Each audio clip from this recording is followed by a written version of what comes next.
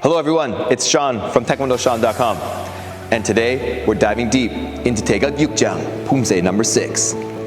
Check it out.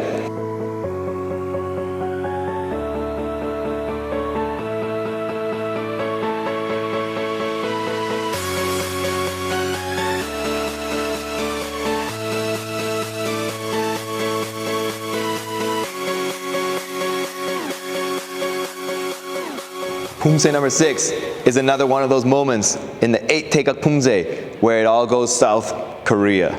So the first 3 Poomsae, very similar. They all start with the down block. They're all straightforward motions. Poomsae number 4 flips the script. We got back stands in the first motion. We got 2 hand knives.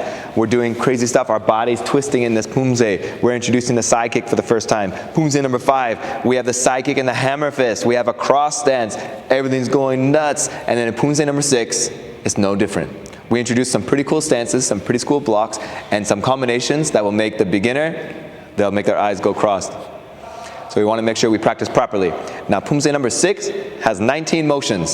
So we're going to divide up the Poomsae into 4 parts. Part 1. Alright, so part 1 includes the beginning of the Poomsae, and just like in Poomsae number 4, we're going to be reversing in this first part of the Poomsae. All the blocks and all the stances and all the everything that we see in the first part, up until the twisting block, are all these things we've discovered before. So let's just go through them quickly.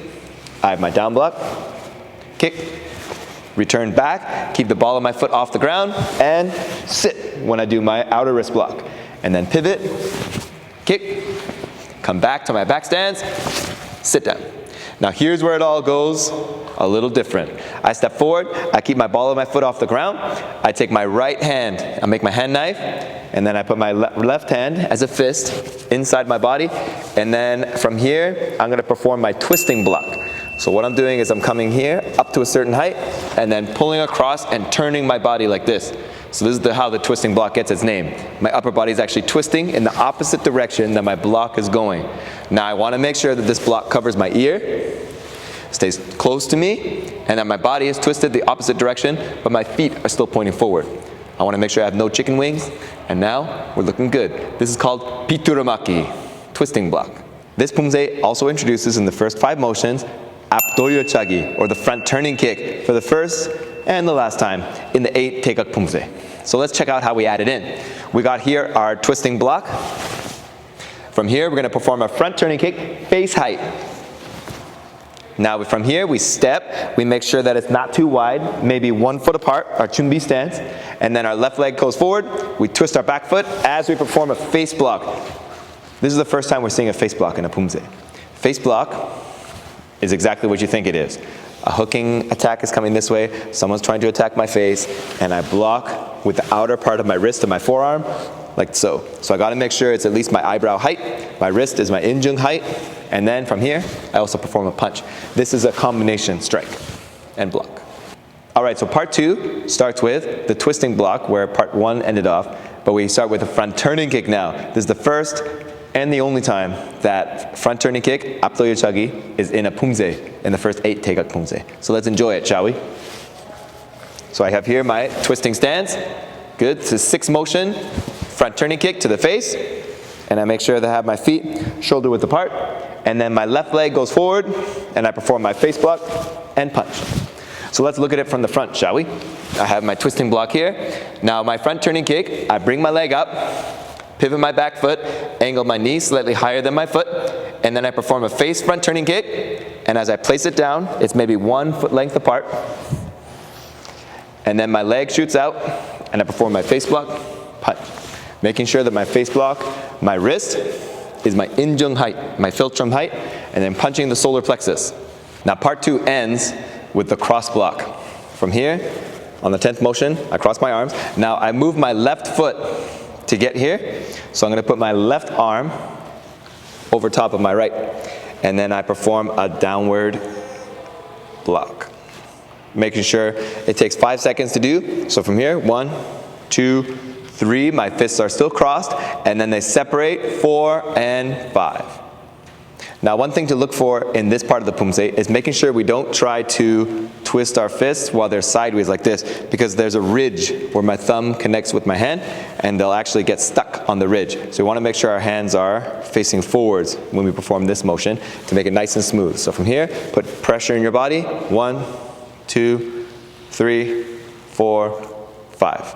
Now I want to make sure that this ends up not beside my body, not in front of my body, somewhere nice and in between, so that I can see with my peripheral vision, I can still see my fists without looking down. And that's how you know you have a good block. Now part 3 starts with another twisting block, this time with the other side of the body. Now this is the part where all of our practitioners of Taekwondo at the beginning of learning Poomsae number 6 make the mistake. You always step forward with your left leg first in Taekwondo, and then your right. And this is no exception. From my block here, I step forward with my right leg this time, and twisting block with my left hand knife, and then I perform my front turning kick while I key up. Aya! Step, turn, down block. Making sure, of course, that my down block is 2 fists away from my knee. My knee is twisted slightly outwards, so I have a strong mobility here. And then from here, the same as the beginning of the Poomsae. Now part 4 of the Poomsae, the final part. This is where it gets a little wonky. We're going to be stepping backwards for the first time in any Taeguek Poomsae. So instead of reversing a technique here like this, we're actually going to be stepping backwards now in this Poomsae. So let's look at the last 4 motions, shall we? The last 4 motions starts with a back stance, Dukubi. I perform my 2 hand knife block. I step back. Now watch this hand. My right hand is actually not going to move until it's ready to block. Now I'm going to step back into my front stance, and I'm going to perform a bateng son maki. This is the first time we're seeing a sideways or a target block with the palm heel. We're blocking our solar plexus from the side here, stopping at the exact center of our body. So from the front, I block at the exact center of my body. I don't pass it in real life. In a practical situation, I would. But in Poomsae, I try to keep it clean. So I'm going to stop at the center half of my body, and then perform a solar plexus punch. And then the final motion of the Poomsae, I step back into a front stance, block, punch. And then this is the only Poomsae with a front turning kick, and the only Poomsae where I move my right leg, which makes me very happy because I'm Sean right. So I'm moving my right leg now. Paro. All right, some words of warning for this Poomsae. Some motions that maybe will make some mistakes, and we're trying to fix them right now. The Pituramaki, probably the hardest part of this Poomsae. When I do it, I want to make sure my feet don't turn when I perform this block. My front stance is still proper, like I've learned all this time. It's just my upper body that's turning for this motion. I also want to make sure that I don't have my hand knife for the twisting block too far away. A lot of students have it way over here, but as you can see, my arm is extended way too far to generate power for a block. My power only comes the closer I stay to my center of gravity. So I need to keep this block, you know, the usual, slightly greater than 90 degrees, and in front of me like so, making sure my elbow is pointing down, because that's how I can engage my shoulder properly. Another part that might be some trouble with is when we're performing our face block punch, we have to make sure the face block gets its time in the sun, and then the punch occurs.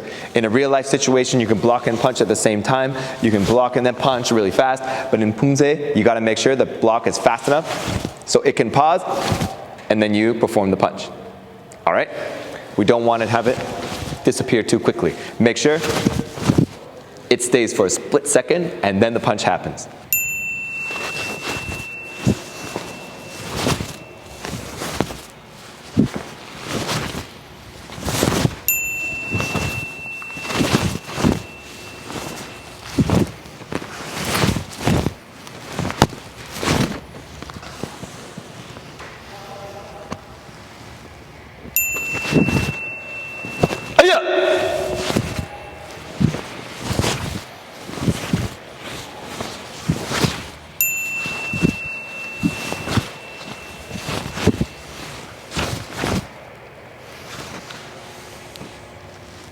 So I hope you've enjoyed this video about Poomsae number 6. It's one of the trickier Poomsae. It actually has less motions than the previous ones, but then the motions are more intense. Front turning kick, stepping backwards, that twisting block. So I hope you guys have benefited from this deep dive on Poomsae number 6.